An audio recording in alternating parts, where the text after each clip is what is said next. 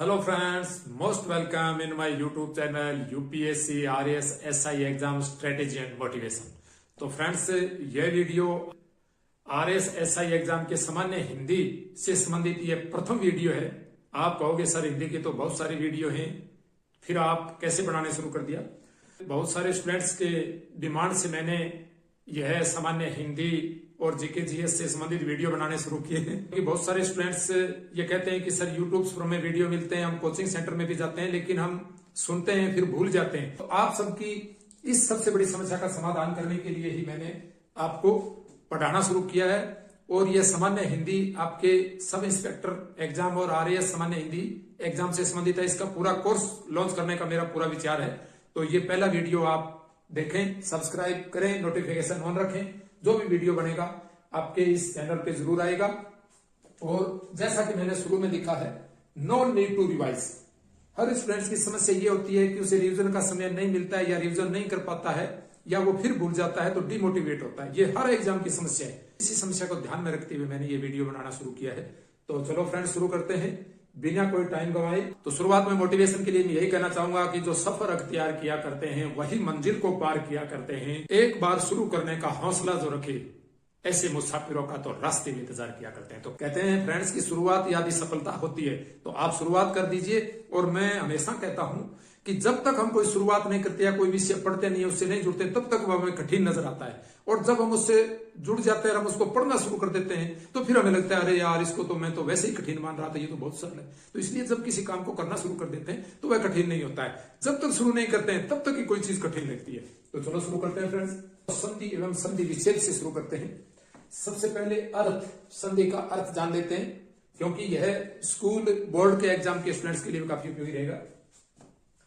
दो सार्थक शब्दों के योग में, यानी दो सार्थक शब्दों के योग में पहले शब्द के अंतिम वर्ण, जब हम दो सार्थक शब्दों का योग करते हैं, शब्द सार्थक होने चाहिए।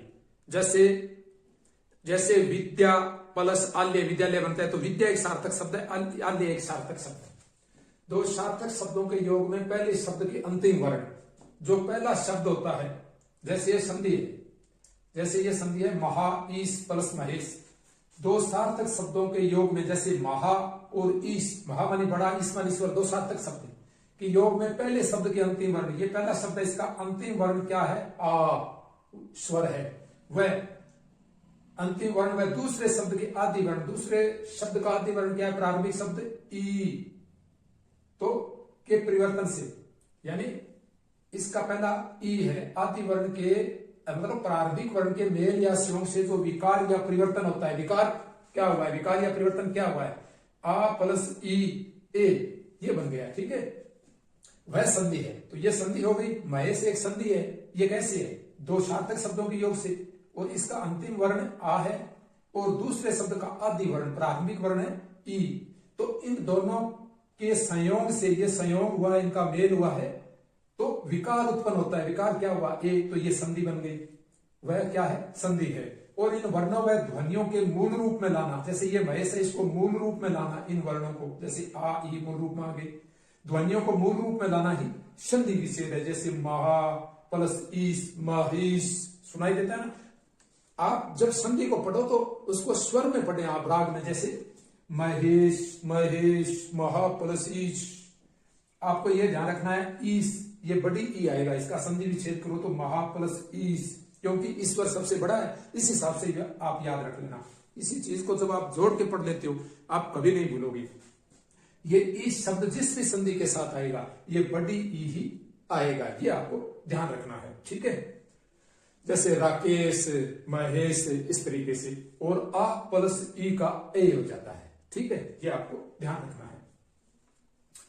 तो अब संधियां क्या है? 7 प्रकार की संधि, यानी ये क्या है? ये संधि विच्छेद हो गया, ये संधि शब्द है, ये विकार है। अब इसके भेद जान लेते हैं अपने। स्वर संधि 5 प्रकार की होती है, यहां हम जानेंगे। जैसे संधि, मुख्यतः संधि 3 प्रकार की होती है। संधियां कितने प्रकार की हैं? संधियों के भेद 3 प्रकार के हैं, जिनमें स्वर संधि 5 प्रकार की है। तो क्या हो गई? कुल संधियां कितनी हुई? 7 हुई। स्वर संधि दो स्वरों के मेल से, स्वर संधि किसे कहेंगे? ए आ वोवेल्स, जिसको वोवेल्स बोलते हैं अपने अंग्रेजी में। इन दो स्वरों यानी ए आ ई ये स्वर होते हैं सारे, आप जानते हो, का मेल, मतलब इनके स्यों से जो संधि होती है इसको क्या बोलते हैं, स्वर संधि। जैसा कि शब्द के अंदर यह स्वर संधि, तो दो स्वरों का मेल होगा तो वह स्वर संधि होगी। जैसे सूर्य, ये यहाँ ये के आगे ए निहित होता है, स्वर बोलेंगे तो ए प्लस ए, या देखो ए प्लस ए बराबर आ, सूर्य प्लस अस्त, सूर्य प्लस अस्त, सूर्यास्त। तो आपको किससे याद रखना है, सूर्य प्लस अस्त दिया तो ए ये ले लेना, और इसके आगे भी ए है, इसके आगे ए नहीं है। इस तरह हलंत जब लगाओ ना तो आप समझ लेना ये बिना स्वर के व्यंजन है, इसको व्यंजन बोलते हैं। ये हलंत लग जाता है इसका मतलब इसको हटा दिया है स्वर को, ये क्या है, ये व्यंजन है। तय दूसरी संधि है व्यंजन संधि। जैसा कि व्यंजन नाम ही है, इसमें पहला वर्ण व्यंजन होता है, ये ध्यान रखना है, और दूसरा स्वर या व्यंजन हो सकता है। इसकी सबसे बड़ी विशेषता क्या है कि वह संधि जिसका पहला वर्ण व्यंजन होता है और दूसरा शब्द, दूसरा जो ध्वनि या वर्ण, यानी वह संधि जिसमें पहला वर्ण व्यंजन होता है, दूसरा वर्ण स्वर या व्यंजन हो सकता है। जैसे सत प्लस जन, सत तो तय क्या है, व्यंजन है, इसमें ए निहित है, इस तरह लिखा जाएगा अलग से। सत प्लस जन तो तय का क्या बन गया, तय का जय बन गया, सज्जन। सतजन का सज्जन कैसे बना ये आगे पढ़ेंगे। विसर्ग, एक बार आपको भेद और परिभाषा बता रहे हैं। विसर्ग संधि, विसर्ग किसको बोलते हैं, इस तरह जो विशिष्ट ध्वनि होती है की ध्वनि आती है इसमें, सह प्लस गान, जैसे ये है नी प्लस आर, निरहार। तो एक विशिष्ट ध्वनि है और अंक इसको इस तरह प्रदर्शित करते हैं, ये विसर्ग है, ठीक है। और स्वर के बाद आता है, ठीक है, ये किसके बाद आता है, ये स्वर के बाद आता है। जैसे ये नी है तो नी के बाद में ई है, तो ये ई के बाद आया है ये देखो, तो यहां ये इसमें ये स्वर है, तो इसको क्या बोलेंगे, स्वर या व्यंजन आए, यानी विसर्ग के बाद।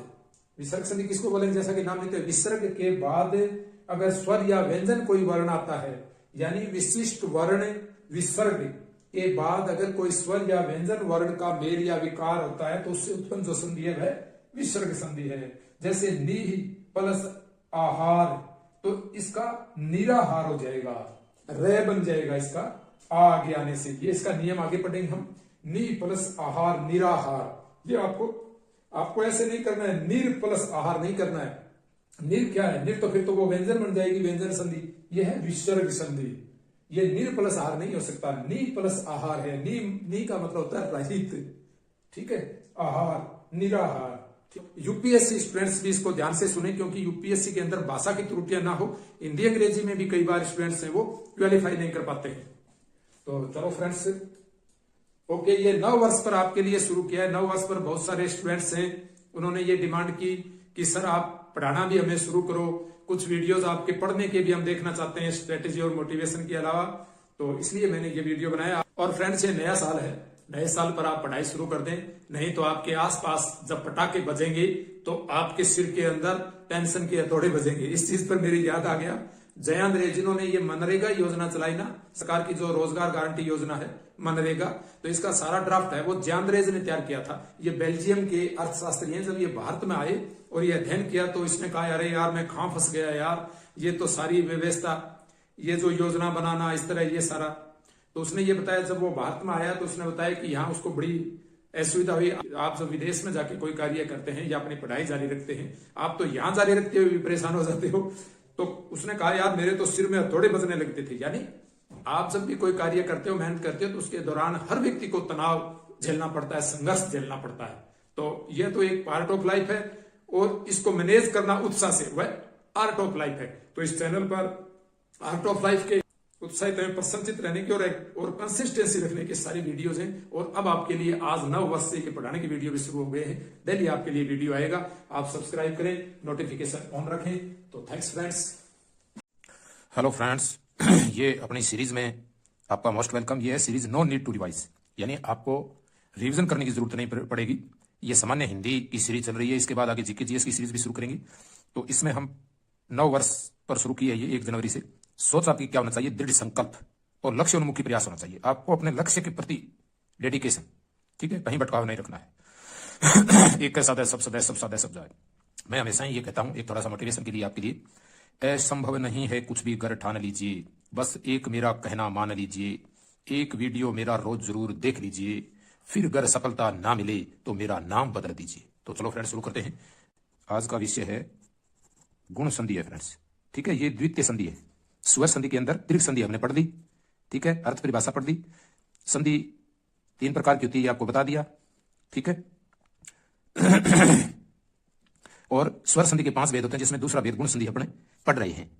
तो आपको यह ध्यान रखना है कि संस्कृत जो व्याकरण है उसमें ए को और ओ को क्या मानते हैं? गुण मानते हैं। और ये याद कैसे रखोगे? याद कैसे रखोगे? अपनी पीढ़ी के अंदर क्या होता है? ये पीढ़ी के अंदर गुण चलता है, अपने दूसरे को क्या बोलते हैं? ए ओ, ये बोलते हैं ए ओ। ठीक है, तो अतः जिस संधि का, इसकी परिभाषा क्या होगी गुण संधि की? कि ए और ओ कौन से हैं? ए और ओ ये गुण स्वर हैं। संस्कृत व्याकरण के अंदर ए ओ गुण स्वर हैं। और आपको याद कैसे रखना है? अपनी पीढ़ी के अंदर अपने क्या करते हैं? हम सबको ए ओ बोलते हैं, ये गुण चला आ रहा है अपनी पीढ़ी में, ए ओ।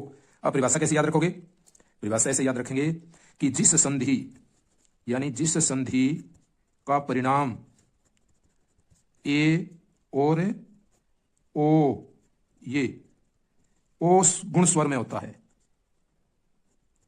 गुण स्वर होता है, उसे गुण संधि कहते हैं। ठीक है, ये आपको याद रखना है। अब नियम क्या है इसके? रूल अपने पढ़ेंगे। सबसे पहले कि यदि ए आ के बाद, यदि ए आ के बाद आपको कैसे याद रखना है? के बाद ई ये शब्द आए, ए आ के बाद ई, या फिर क्या आए? या आए ऊ, या फिर ये री, ये। ठीक है, ये स्वर अगर आए किसके बाद? ए और आ के बाद, ये आपको ध्यान रखना है। ये भी गुण स्वर मान लेना है अपने को, ये गुण स्वर है। लेकिन अपने घर में एक बात और, अपने सबको क्या बोलते हैं? ए आ, ए मेरे पापा जी है, आ मेरी मम्मी है। ए कौन बोला? क्या ए गुण अपना के चल है, ए पिड्डी का गुण है। ठीक है, तो ये आपको ध्यान रख लेना है, ए पिड्डी का गुण है। ए भी पिड्डी में चला, दूसरे ने 12 जमा करूं, 12 के बोला ए, एक दूसरे ने आवाज लगा ओ। फिर आपने वो दूसरों के बोला है। कई बार कोई आदमी भी चिड़ मान जा, रीस मान जा, बोल रे, अरे, ये अरे बोलता है वो, जिसको री बोलते हैं। ठीक है, और ये री किस में बदल जाता है? अरे में बदल जाता है। ठीक, अब उदाहरण सही पढ़ेंगे, ये थोड़ी सी समझने वाली संधि है। ठीक है, समझ करके पढ़ना है इसको। आपको समझे बगैर आप क्या हो, गलती कर दोगे।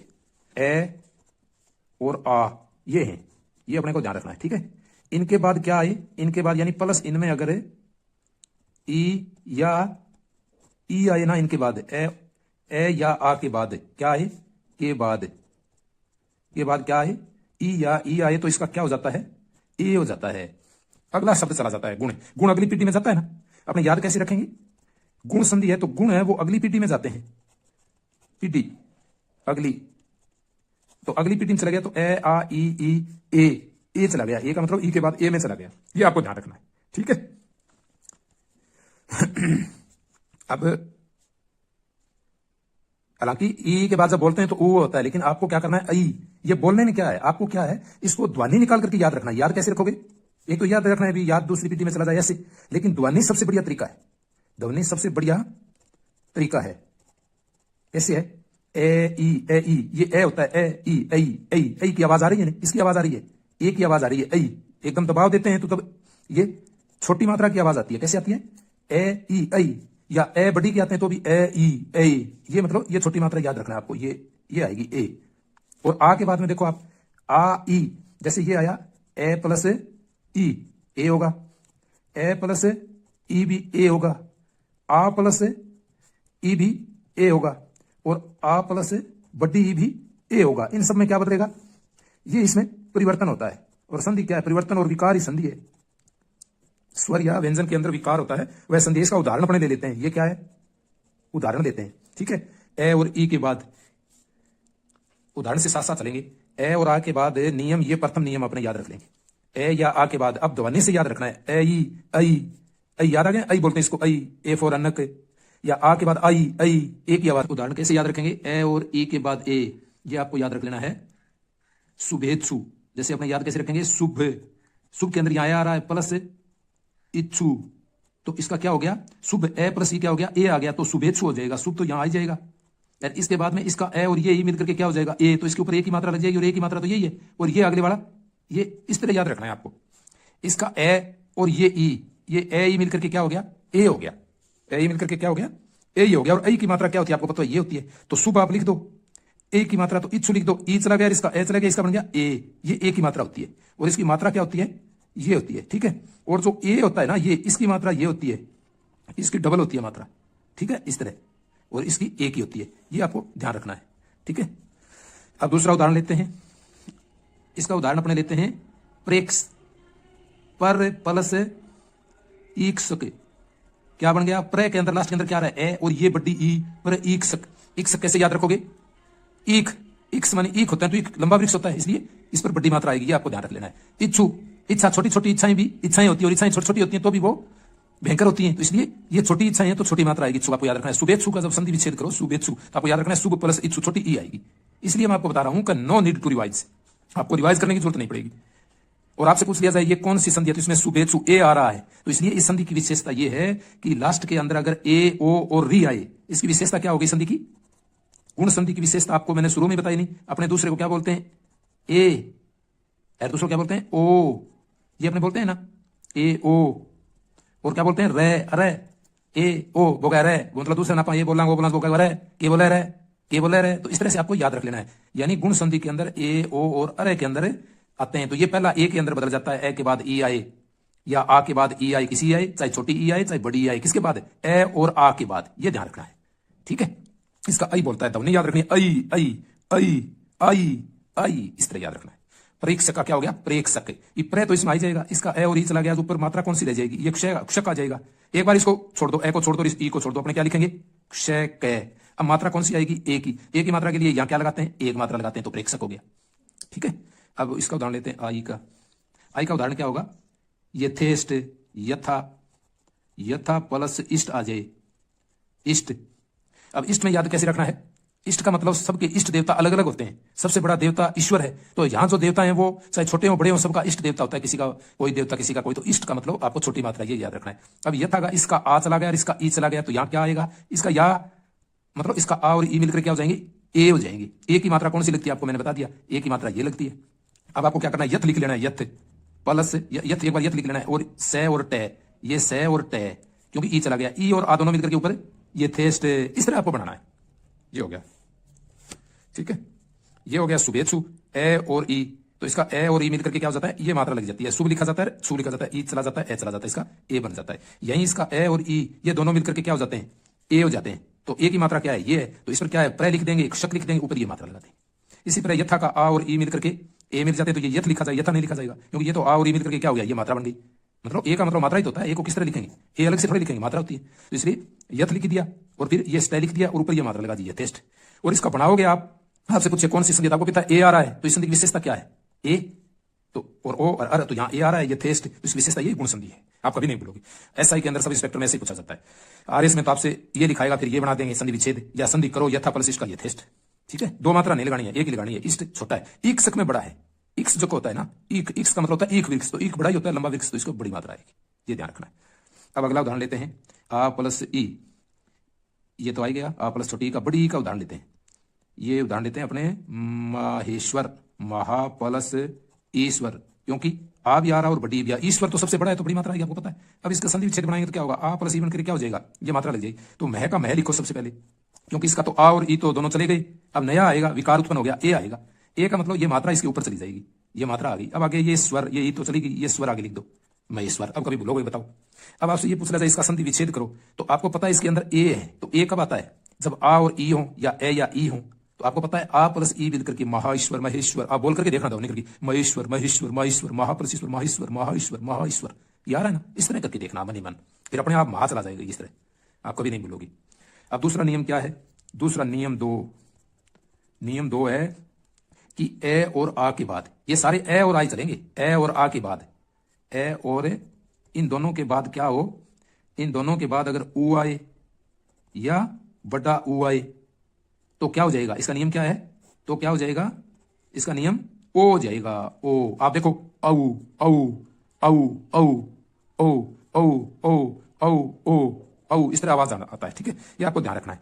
अब इसका अपने उदाहरण लेते हैं, ए प्लस ऊ करके इसका उदाहरण क्या चला जाएगा, ओ आ जाएगा, तो इसका उदाहरण क्या होगा, आपने सबसे पहले ये ले लेते हैं, विरोचित, वीर प्लस उचित, वीर प्लस उचित, तो इसका क्या होगा, ये ए और ये ऊ, ये क्या हो जाएगा, ओ हो जाएगा। तो ओ मात्रा कैसे लगेगी, ओ की मात्रा आपको पता है, इसके आगे वीर रो हो जाएगा, वीर का आगे ओ लगाए तो क्या हो जाएगा, वीर रो, और ये चित्त ऊ तो चला ही गया, इसका ए चला गया, का ओ हो गया, तो वीर का वीरो हो जाएगा, ओ लगाने से वीरो, तो ये चित्त वीरोचित हो गया। इस तरह दूसरा उदाहरण लेते हैं, ए प्लस औ, ठीक है, उचित। अब आता है सूर्य ऊर्जा, सूर्य प्लस ऊर्जा, ऊर्जा में बड़ा ऊ लगेगा क्योंकि ऊर्जा का बड़ा योगदान है, ऊर्जा ना हो तो कुछ नहीं, तो ऊर्जा के अंदर मात्रा बड़ी लगेगी, ऊर्जा बड़ी होती है। सूर्य, सूर्य भी बड़ा होता है, वैसे मतलब क्या है कि वैसे दिखने में सूर्य छोटा है, लेकिन क्या है जब इसको अलग करके देखते हैं, पर अलग का मतलब संधि विच्छेद करते हैं, तो या वैसे भी बढ़ाई जाएगा, ये भी देखो सूर्य, इसमें ये नहीं बदलेगा, सूर्य, ठीक है। ए की मात्रा, ये इसको रे को छोड़ो आप, ये रे को सूर्य, ए आ रहा है, ए प्लस ओ का ओ हो जाएगा सूर्यो, पहले ओ लिख लो सूर्यो, और ये मात्रा तो रहेगी सूर्यो, ये जरा लिख दो आगे, क्योंकि ऊ तो चला गया, ए चला गया, तो यहाँ क्या बचा, सूर्य, तो सूर्य का क्या बनाएंगे, ए प्लस ओ बराबर क्या हो जाएगा, ओ हो जाएगा, तो सूर्य ऊर्जा, ये आपको ध्यान रखना है। अब दूसरा उदाहरण लेते हैं, अब अपना उदाहरण लेते हैं, ए प्लस कौन सा, आ प्लस ऊ का उदाहरण लेते हैं। आ का मतलब क्या होगा, महा प्लस उष्ण, महा प्लस उष्ण क्या होगा बताओ, उष्मा में बढ़ाता है, ये आपको ध्यान रखना है कि यहाँ उष्ण लिखा है, अगर यहाँ उष्मा होता ना तो ये बढ़ाता, लेकिन उष्ण है, तो आपको पता है उष्मा क्या है, उष्मा स्त्रीलिंग शब्द है, तो स्त्री बड़ी होती है, आपको पता है, सब स्त्री को बड़ा मानते हैं, वर्तमान में स्त्री की चलती है, हमेशा स्त्री बड़ी है, क्योंकि स्त्री ने मनुष्य को जन्म दिया है, तो इसलिए स्त्री सबसे बड़ी मानी जाती है, तो ये बड़ी मात्रा आ जाएगी उष्मा में। उष्ण के अंदर एक प्रकार से ये पुलिंग हो गया, तो उष्ण ये छोटी मात्रा आएगी, ठीक है। तो आ और ऊ मिलकर क्या हो जाएंगे, बड़ा हो जाएगी, महा का ये दोनों मिलकर के ओ हो जाएंगे, तो इसका महो हो जाएगा, महो, और ये क्षण आगे रह जाएगा, क्षण, महोषण, पहले इस तरह याद रखना है।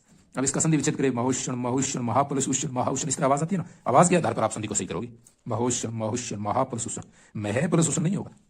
अब दूसरा उदाहरण और ले लेते हैं, आ प्लस बड़ा वो मिलकर के ये भी ओ हो जाएगा, तो इसका उदाहरण क्या होगा, ये उदाहरण ले लेते हैं, दयोर्मी, दया प्लस ऊर्मी, ऊर्मी मानी लहर होता है शायद, जहां तक मेरे को याद है लहरी होता है ऊर्मी, तो ऊर्मी लहर, लंबी लंबी लहरें उठती है ना समुद्र में, ऊंची ऊंची लहरें, तो इसलिए ऊर्मी, ऊर्मी में भी ऊर्मी बड़ा होगा, दया प्लस ऊर्मी, तो दया का आ प्लस ऊ क्या होगा, औ, ओ हो जाएगा, ओ हो जाएगा, तो ये क्या दयो हो जाएगा, दयो लिख दो पहले, और ये ऊ चला गया, मिर्मी आगे सीधा लिख देना है, ये रिमी, ये शब्द रह गया, ये तो चला ही गया, और इसका आ, इसका तो आ, और ये ऊ, ये दोनों मिलकर के क्या हो गए, ओ हो गए, और ओ इसका लगा दिया, दया का दयो कर दिया अपना, दयो ओ आ गया, अब ये बाकी बच्चा ये यहाँ ले आओ, दयोर्मी, इस तरह संधि बनानी है विच्छेद की।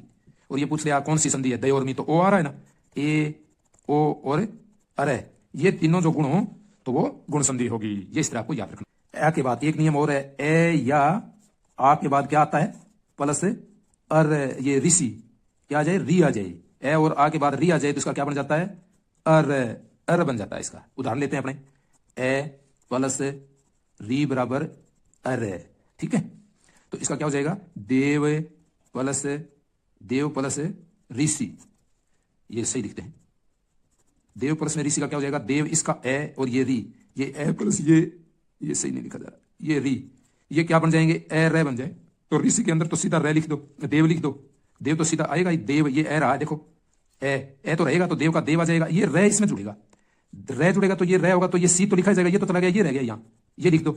अब ये रे की मात्रा ऊपर चली जाएगी यहाँ, ये आपको पता है, ठीक है, ये लिखा जाता है रे, इसको कैसे लिखा जाता है ये आपको ध्यान रखना है, रे को इस तरह लिखा जाता है, ये ऊपर चला जाता है, ठीक है, यहाँ नीचे अक्षर आता है इस तरह से। तो दूसरा उदाहरण और लेते हैं, आ प्लस री आ जाए तो इसका क्या होगा, इसका भी ए रे होगा, लिखा कैसे जाएगा, यहां अक्षर आएगा और यहां लिखा जाएगा इस तरह। जैसे ये उदाहरण लेते हैं, महाऋषि, महा प्लस ऋषि बराबर क्या हो गया, महा, आपको पता है ये ए आएगा तो महा का ए बन जाएगा, मह लिखा जाएगा, मह, क्योंकि ये आ और री मिलकर के अरे मिल जाते हैं, तो ये इसका आ और ये प्लस री, ये क्या हो गए, अर हो गए, तो इसका ए जो शब्द है ये यहां जाएगा, महा के आगे ए ही रह जाएगा, मह। अब ऋषि ये शब्द लिख देना, ये री तो चला ही गया क्योंकि ये दोनों मिलकर के अर हो गए, अरे, तो ये इसका क्या, ये बन जाएगा, तो ये इसका ये री चला गया, तो ये सीधा शब्द ये लिख दो, ये उतार के। अब ये मात्रा बनानी है, ये मात्रा कहाँ आएगी, ये यहाँ आएगी, तो महाऋषि महर्षि, आप बार बार उच्चारण करो, महर्षि महर्षि महर्षि महर्षि आ गया, महर्षि महर्षि, तो इस तरह से आपको ध्यान रखना है। ए और आ ये इस तरह लिखा होता है, ये ए और आ, ठीक है, तो इसके बाद में आ ओ और ई और उ, ए आ ई उ और री, ये ऐसे लिखा होता है। अब इन दोनों का मिलकर के कैसे बनाएंगे, इन दोनों यानी ए या आ के बाद ई या ई आए तो क्या हो जाता है, ए हो जाता है, और अगर क्या आए अगर ऊ आए, तो इनका मिलकर के क्या हो जाता है, ये ऐसे याद रखना है। ए या आ के बाद ई आए तो इसका ए हो जाता है। अब इसको आगे और ले आओ, अगर ये आए इनके बाद, ये आए तो इनका क्या हो जाता है, ओ हो जाता है। अब आगे और ध्यान रखो, अब अगर ये आए, ए या आ के बाद री आए तो इसका क्या हो जाता है, अर हो जाता है। और इसकी मात्रा कैसे लगाते हैं, ये रक्स ये यहां मान लो कोई अक्षर हो गया, यहां अक्षर है तो इसकी मात्रा ये लगा देते हैं, ये सॉरी, इसका इस तरह लिखते हैं, यहां अक्षर आ जाएगा, ये लगाते हैं ऊपर, ये इस तरह से। तो आपको ध्यान रख लेना है, जैसे ये ऋषि तो इसका यहां लग गया, ये ऊपर लिख जाता है, देव ऋषि, देव ऋषि। आज का वीडियो है संधि एवं उसके भेद, संधि एवं उसके भेद। अर्थ हम सभी जानते हैं, संधि का अर्थ होता है योग या मेल, ठीक है। यानी दो वर्णों, वर्ण किसको बोलते हैं, ए आ के, ये विसर्ग भी वर्ण है, ठीक है। दो वर्णों के या ध्वनियों, इसको ध्वनि भी बोलते हैं, ये क्या है, ये ध्वनियां भी हैं, ध्वनियों के मेल को के मेल या योग से उत्पन्न विकार या परिवर्तन जिसको बोलते हैं, वह क्या है, संधि है, ठीक है। तो समीपवर्ती वर्णों के मेल से, अब समीपवर्ती कैसे हुए, देव प्लस आल्य, ये देव के अंदर यहां देव, यहां ए शब्द आता है और यहां क्या है, आ है। अब इन दोनों के मेल से क्या बन जाएगा, आ बन जाएगा। तो ये क्या बन जाएगा, देव का देव रह जाएगा और ये आर मिल जाएगा, तो आ यहां पहले से है तो देवालय, ठीक है। देव का ए चला जाता है, इसका आ चला जाता है, इन दोनों की जगह इनके योग से आ जाता है, तो देव के बाद क्या जुड़ेगा, आ, देवालय। तो दो समीपवर्ती वर्णों के मेल से या योग से उत्पन्न विकार क्या है, संधि है, ये इनकी परिभाषा हो गई, ठीक है। उत्पन्न विकार या परिवर्तन को संधि कहते हैं, ये आपको ध्यान रखना है, ठीक है। परिभाषा क्या होगी, दो समीपवर्ती, ये दोनों समीप हैं, इस वह के बाद ए है, देवय आल्य, ए और आ मिलकर के क्या हो जाता है, आ। तो इसका ए चला गया, ये आ चला गया, इनकी जगह आ गया, तो देव के बाद क्या आएगा, देव और आ और लय, देवालय, ये आ जाएगा। देव प्लस आ प्लस लय, क्योंकि इन दोनों वर्णों के योग से क्या बन गया, इसका ए और इसका ये आ, ये मिलकर आ गया, आ बन गया। और यहां क्या रहे, यानी संधि के पहले वर्ण के आधार पर संधि के तीन भेद हैं। पहले वर्ण के आधार पर संधि के तीन भेद कौन से हैं, स्वर संधि, यानी पहला वर्ण यदि स्वर हो, स्वर तो आप सारे जानते हो, स्वर कितने हैं, ए आ ई उ ए, नहीं ए ओ, ठीक है। औ बोलते हैं इसको, कुछ ओ होता है, फिर या ए, इसको ओ भी लिखते हैं कुछ लोग, इस तरह भी लिखते हैं इसको ए। तो ये कितने, 11 वर्ण हो गए, 11 स्वर। और एक संस्कृत का स्वर हो रहा था इसमें, संस्कृत का स्वर कौन सा मिलेगा, री। तो टोटल कितने हो गए, 12, इनकी बात करेंगे अब। तो ये पहला वर्ण यदि स्वर हो तो वह स्वर संधि कहलाती है। जैसे सूर्य प्लस अस्त, सूर्यास्त, महात्मा, महा प्लस आत्मा, महात्मा, ठीक है, ये स्वर संधि होगी। विसर्ग संधि, दूसरी संधि कौन सी है, विसर्ग संधि। विसर्ग संधि यानी यदि पहला वर्ण, यदि संधि का पहला वर्ण विसर्ग है तो पहला वर्ण विसर्ग क्या है, ये विसर्ग है निशान, विशिष्ट ध्वनि, इसको विशिष्ट ध्वनि है की आती है। जैसे अपने बात करते हैं विसर्ग संधि के अंदर, मन बल, मन प्लस बल, मन बल का क्या हो गया, मनोबल, ये हो गया, ठीक है। इसके नियम आगे पढ़ेंगे किस तरह होता है। और एक फिर तीसरी संधि है व्यंजन संधि। व्यंजन संधि किसको बोलेंगे, अगर पहला वर्ण क्या हो गया, व्यंजन है। व्यंजन किसको बोलते हैं, जैसे अपने बोलते हैं सज्जन, सत प्लस जन, इसका क्या होगा, सज्जन। तो ये तय क्या है, ये व्यंजन है, यानी पहला वर्ण व्यंजन है, बाद में स्वर या व्यंजन हो सकता है, तो इसको क्या बोलेंगे, व्यंजन संधि। कितनी संधियां हो गई, स्वर, व्यंजन और विसर्ग, ये 3 संधि हो गई। किस आधार पर, पहले वर्ण के आधार पर। प्रथम वर्ण का अर्थ समझते हो आप, जैसे सत प्लस जन है, तो ये पहला वर्ण है, तो ये क्या है, ये व्यंजन है, तो ये संधि क्या हो गई, ये व्यंजन संधि हो गई। ठीक है, आप इसका पता कैसे करोगे, जैसे सज्जन लिख दिया, तो अब आपको ये देखो, ये शब्द दोनों ये व्यंजन आ रही है, यहाँ ये व्यंजन है, तो ये व्यंजन संधि हो गई। और स्वर के अंदर क्या होगा, सूर्यास्त, जैसे सूर्यास्त है, सूर्य प्लस अस्त, तो यहाँ क्या है, सूर्य की यहाँ ए की मात्रा आपको पता है आ रही है, तो ये स्वर संधि है। और विसर्ग आप समझते ही हो, विसर्ग आपको अभी मैंने बताया, मन प्लस बल, मन, तो ये विसर्ग है, या मनोबल, इसका क्या बनता है, मनोबल, तो ये आपको ध्यान रखना है। ठीक है, नी प्लस आहार, निराहार, ये भी विसर्ग संधि है। ठीक है, इस निराहार का नीर प्लस आहार नहीं होता है, निराहार होने से तो ये तो व्यंजन हो गया, व्यंजन संधि, बल्कि ये व्यंजन संधि नहीं है, ये सही है। सारी संधि कितनी है, व्यंजन और विसर्ग के भेद नहीं है, नियम में स्वर के 5 भेद है। आपसे पूछ लिया जाए स्वर संधि कितने प्रकार की होती है, तो स्वर संधि के 5 भेद है। 5 भेद में पहला क्या है, दीर्घ संधि।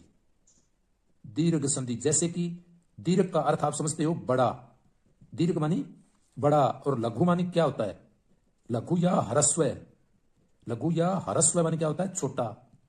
ठीक है, तो दीर्घ संधि, तो दीर्घ का अर्थ आपको मैंने बता दिया, जैसे दीर्घ, दीर्घ स्वर कौन से हैं, पहले तो ये समझ लो, दीर्घ स्वर, दीर्घ संधि समझने से पहले दीर्घ स्वर ये हैं, आ, बड़ी ई, बड़ा ए, जिसको ध्वनि में कैसे बोलेंगे, आ, ई, ए, ओ। ठीक है, ये क्या है, ये दीर्घ स्वर है। और आप कहोगे ह्रस्व या लघु स्वर कौन से हैं, लघु हो गए ए, इसमें बड़ा ऊ हो रहेगा, ऊ, औ, ये 1 2 3 4 5 हो गई, ए और ई, और ये ए और ओ, ये कौन से शब्द हो गए, ये ह्रस्व या लघु हो गए। और दूसरी स्वर संधि कौन सी होती है, गुण संधि। ठीक है, और तीसरी कौन सी होती है, वृद्धि संधि। ठीक है, और चौथी कौन सी होती है, यण संधि, यह लव है जिसमें आते हैं। फिर आता है अयादि संधि। अब ऐसे आप भूल जाओगे, एक एक करके अपने पढ़ेंगे, एक एक करके पढ़ेंगे। अपने पढ़ते हैं दीर्घ संधि। ठीक है, ऐसे तो आपको याद ही नहीं रहेगा, गुण कौन सी है, वृद्धि कौन सी है, यण कौन सी है। दीर्घ आप समझना, दीर्घ को आपको समझना बहुत जरूरी है। दीर्घ का मतलब 2 स्वर आप याद रखना, ये तो होता है ह्रस्व या दीर्घ, ए, ई, उ के बाद, ह्रस्व या दीर्घ के पश्चात, बाद क्रमशः, क्रमशः कैसे बोलेंगे, क्रमशः बोलते हैं, क्रमशः ह्रस्व, ह्रस्व या दीर्घ, दीर्घ कौन, ह्रस्व या दीर्घ, जैसे ए, ई, उ स्वर आते हैं, तो दोनों मिलकर क्या हो जाते हैं, दीर्घ हो जाते हैं। दीर्घ स्वर कौन से मैंने आपको बताया, आ, ई और उ, ये दीर्घ स्वर हो जाते हैं। ठीक है, आ, ई, उ हो जाते हैं, ये 3 शब्द हैं। ए का इसमें रोल नहीं आया है, हालांकि ये दीर्घ है, ये जो अपना ए शब्द ये लेते हैं ये दीर्घ है, लेकिन इसका इसमें रोल नहीं आया है, दीर्घ इसके अंदर। उदाहरण जैसे धर्म प्लस अर्थ है, तो इस धर्म में ए आ रहा है और यहाँ पे आ रहा है, तो ये ए और ए मिलकर के क्या हो जाएंगे, आ हो जाएंगे, तो इसका क्या हो जाएगा, धर्मार्थ, धर्मार्थ हो जाएगा, धर्म का धर्मा हो जाएगा। ठीक है, धर्मार्थ आ हो जाएगा। अब अगर ए के बाद आ जाए, जैसे नवागत, नव प्लस आगत, तो ये जो ए और ये आ, ये क्या बन जाएगा, नवागत। ठीक है, इसके बाद में ह्रस्व और दीर्घ मिलकर के क्या बनते हैं, दीर्घ ही बनते हैं। इसमें क्या बन गया, ये दोनों मिलकर के आ बन गए। तो अगर संधि के अंत में, अगर किसी संधि में आ आते हैं, ई आते हैं या उ आते हैं, तो आप समझ लो यो दीर्घ संधि है। जैसे धर्मार्थ मान लो, या आप तीर्थाटन, तीर्थाटन क्या बन गया, तीर्थ प्लस अट्टन है, तो तीर्थाटन आ बन गया, तो इसमें आ की मात्रा आ रही है, धर्मा, तो ये क्या होगी, दीर्घ संधि होगी। ये पहचान है, इसकी पहचान क्या है, आ आएगा, ई और उ, ये दीर्घ स्वर आएंगे, ये आपकी इसकी पहचान है। जैसे ई प्लस ई का उदाहरण देखते हैं, ई प्लस ई हो जाएगी, जैसे अतीव, अति प्लस इव, इसका क्या बन जाएगा, ई और ई मिलकर के बड़ी ई हो जाएगी, दीर्घ हो जाएगा, तो इसका हो जाएगा अतीव। ठीक है, ये ढंग से मिलकर के क्या हो जाएगा, आ दीर्घ हो जाएगा। जैसे वार्तालाप, वार्ता प्लस आलाप, तो इसका क्या हो जाएगा, वार्तालाप। ठीक है, ये आपको ध्यान रखना है। क्रियात्मक, क्रिया में आ रहा है प्लस आत्मक, इसमें जो आ बन रहा है और ये जो आ, ये दोनों मिलके क्या हो जाएंगे, आ हो जाएंगे। तो इसका क्या हो जाएगा, क्रियात्मक, क्रिया तो ऐसे आ जाएगा, और क्रियात्मक क्या हो गया, क्रियात्मक। ठीक है, अब आप कहोगे सर ये कैसे हो गया, ये आ और ये आ, ये दोनों मिलकर के आ रह गया, आ बन गया। तो ये आ तो चला गया क्योंकि इसके साथ आ है ना, एक ही आ रखेंगे, आ और आ मिलकर के दीर्घ आ हो जाता है, यानी आ और आ मिलकर के आ हो जाता है, आ एक दीर्घ स्वर है। तो क्रिया के साथ आ पहले से है, तो ये एक आ हटा देंगे, ये हटा देंगे तो क्या बन जाएगा, क्रियात्मक। तो इस तरह आपको समझ करके पढ़ना है। आप सर इसके साथ ये आ और ये आ कहां गया, तो ये आ और ये आ दोनों मिलकर के आ बन गया, तो आ इसमें पहले से आई, इस एक आ को हटाना है।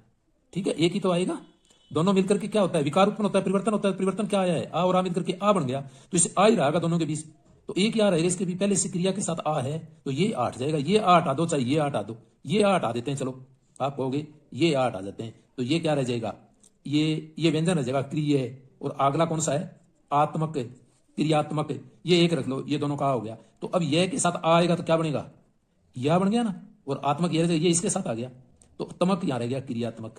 तो इस तरह आपको ध्यान रखना है। ऊ प्लस ऊ मिलकर के क्या हो जाते हैं, ऊ। ठीक है, ऊ प्लस ऊ मिलकर के क्या हो जाते हैं, ऊ दीर्घ आएगा। ऊ प्लस ऊ मिलकर के क्या हो जाएंगे, ऊ हो जाएगा। ये अपने को उदाहरण समझने हैं। जैसे सबसे पहले समझते हैं बानुद्य, बानु प्लस उदय, तो इसका क्या बन गया, बानुद्य, ये बानुद्य बन गया। ठीक है, आप कहोगे कैसे बन गया, ये ऊ है भानु, ये प्लस और ये ऊ है, ये इसका क्या बन गया, बड़ा ऊ, तो ये क्या बन गया, भानुद्य, भानुद्य, दीर्घ हो गया। ठीक है, धातुष्मा, धातु प्लस उष्मा आ जाए, उष्मा ऐसे लिखते हैं, तो इसका क्या बन जाएगा, दीर्घ हो जाएगा, धातुष्मा, ये दीर्घ हो गया। देखो ये ऊ और ये बड़ा ऊ है, ये दोनों मिलकर के ऊ हो गया, ये धातुष्मा। तो इस तरह से याद रखना है। सिंधु, सिंधु क्या है, सिंधु बड़ा है, सिंधु ऐसे लिखा जाता है, सिंधु। समुद्र बहुत बड़ा होता है ना, तो उसमें सिंधु बहुत बड़ा होता है, तो आपको क्या है, इसकी मात्रा बड़ी याद रखनी है। और इसमें तो दीर्घ होगा, भानु में जब संधि होगी तो बड़ा आएगा। दीर्घ संधि का मतलब ही क्या है, दीर्घ स्वर है, आ, ई और ओ और ऊ, ये दीर्घ स्वर है, तो ये बड़ा हो जाएगा, ये आप सबको पता ही है। ठीक है, तो तीन ये अपने बार बार आपको मैंने बताया कि आ ई ऊ हो जाते हैं, आ ई और ऊ हो जाते हैं, ये तीनों शब्द आपको मैंने बताया, ये दीर्घ हो जाते हैं। ठीक है, औ नहीं है। तो सिंधु बड़ा है। अब आप कहोगे सर या सूर्य, सूर्य देखने में तो छोटा दिखता है, धरती अपनी कितनी बड़ी दिखती है, सूर्य देखने में तो छोटा दिखता है, तो इसको क्या आएगा, ये भानु छोटा आएगा, आपको याद रखना है। सिंधु बड़ा होता है, सिंधु दिखने में भी बड़ा हो रहा है, देखो सिंधु बड़ा है, सिंधु तो उर्मी, उर्मी बड़ा है, तो इसका संधि विच्छेद क्या हो जाएगा, ये बड़ा ही रहेगा, क्योंकि ये दीर्घ संधि है, ये आपको ध्यान रखना है। तो सिंधुर्मी इस तरह होगा। अब आप एक चीज और देखो, लघुर्मी, लघु प्लस ऊर्मी, ये बड़ा है, तो इसमें क्या है, इसमें ये ऊ प्लस ऊ, ये क्या हो जाएगा, ऊ बड़ा हो जाएगा, तो ये क्या होगा, लघुर्मी। अब आप इसको याद कैसे रखोगे, लघुर्मी हो जाएगा, क्योंकि लघु छोटा ही होता है, तो इसमें छोटी मात्रा आएगी, ये आपको याद रखना है। साधु, साधु प्लस ऊर्जा, तो ये क्या हो गए, साधुर्जा। अब साधु के अंदर ही छोटा आएगा, आपको पता है साधु छोटा, साधु का पंथ अपने समाज में छोटा माना गया है, गृहस्थ को सबसे बड़ा माना गया है, जो गृहस्थ धर्म है ना उसको सबसे बड़ा माना गया है। वैसे सन्यासी का हम आदर सम्मान करते हैं, उस हिसाब से साधु का हम आदर सम्मान के हिसाब से कहते हैं, लेकिन वेद शास्त्र में आपको गृहस्थ सबसे कठिन होता है, तो सबसे बड़ा और सबसे महान गृहस्थ आश्रम माना जाता है, तो इसलिए साधु छोटा माना जाएगा गृहस्थी के आगे। वो बहुत मेहनत करता है, एक किसान देखो गृहस्थी में रहकर के बड़ी तकलीफ, साधु की तो सारे सम्मान करते हैं, आदर करते हैं, उसको तो सन्यासी होता है, उसको तो कुछ चाहिए ही नहीं। ठीक है, वो तो छोटा बन के ही रहता है समाज के अंदर, उसका प्रोफाइल, जिसको हाई प्रोफाइल नहीं है, लो प्रोफाइल रहता है, इसलिए साधु छोटा आएगा, ये आपको ध्यान रखना है। लेकिन जब ये दोनों मिलेंगे, साधु प्लस ऊर्जा, तो साधुर्जा, क्योंकि दीर्घ संधि है, ये आपको ध्यान रखना है। भूत्सर्ग, भू प्लस उत्सर्ग, इसका क्या हो गया, भूत्सर्ग। अब इसका क्या हो गया, इसका आप संधि विच्छेद करोगे तो भू क्या है, भू बड़ा, भू अपनी धरती कितनी बड़ी है, तो भू बड़ा आएगा, भू प्लस उत्सर्ग, और भूत्सर्ग दीर्घ संधि में बड़ा ही रह जाएगा। अब वधु, वधु प्लस उपकार, इसका क्या हो गया, वधूपकार, बड़ा ही हो जाएगा, वधूपकार, क्योंकि ऊ प्लस ऊ क्या हो जाता है, ऊ हो जाता है, दीर्घ स्वर हो जाता है, तो वधु, और वधु में आपको ध्यान रखना है, ये जो ये वर्ण है ये बड़ा आएगा, ऊ बड़ा ऊ होगा इसमें, वधु, क्योंकि वधु ही बड़ी मानी जाती है। सासू तो वधु के नियंत्रण में ही रहती है, ये सबको पता ही है। सासू छोटी बू बड़ी, गिरगड़ी भाई गिरगड़ी, सासू छोटी बू बड़ी। अपने ऐसे ही बच्चे को जब पालने में जुलाते हैं तो कहते हैं ना, गिरगड़ी भाई गिरगड़ी, सासू छोटी बू बड़ी, तो बहु बड़ी आपको याद रखना है। अब आ जाएगा चमू उत्साह है, चमू प्लस उत्साह है। आपसे पूछ लिया जाएगा सब इंस्पेक्टर या एग्जाम्स में क्या ये सही है चमू उत्साह, तो चमू सही है। चमू किसको बोलते हैं? चमू का मतलब होता है चरमोत्कर्ष, तो ये बड़ा होगा। चमू का मतलब बड़ा उत्साह बोलते हैं, तो बड़ा ही आएगा चमू के अंदर। चमू उत्साह है, सबसे बड़ा उत्साह है, तो ये चमू उत्साह हो जाएगा। अब आपको आगे और ध्यान रखना है, ऊ प्लस ऊ होकर के क्या हो जाएगा? ऊ दीर्घ स्वर हो जाएगा। तो यहां दीर्घ का उदाहरण हम देख लेते हैं। भूर्जा, भूर्जा क्या है? दीर्घ संधि है। कैसे? भू इसमें लिखा जाएगा, भू प्लस ऊर्जा, दोनों ही बड़े आएंगे। ऊर्जा, ऊर्जा बड़ी को कराएगी, ऊर्जा ही बड़ी है। वर्तमान में विश्व के अंदर पावर, ऊर्जा के बगैर कुछ नहीं है, तो ऊर्जा बड़ी बड़ी मात्रा आएगी ऊर्जा। और भू, पृथ्वी भी बड़ी है, तो भू इसमें भी बड़ा आएगा। ये आपको ध्यान रखनी है।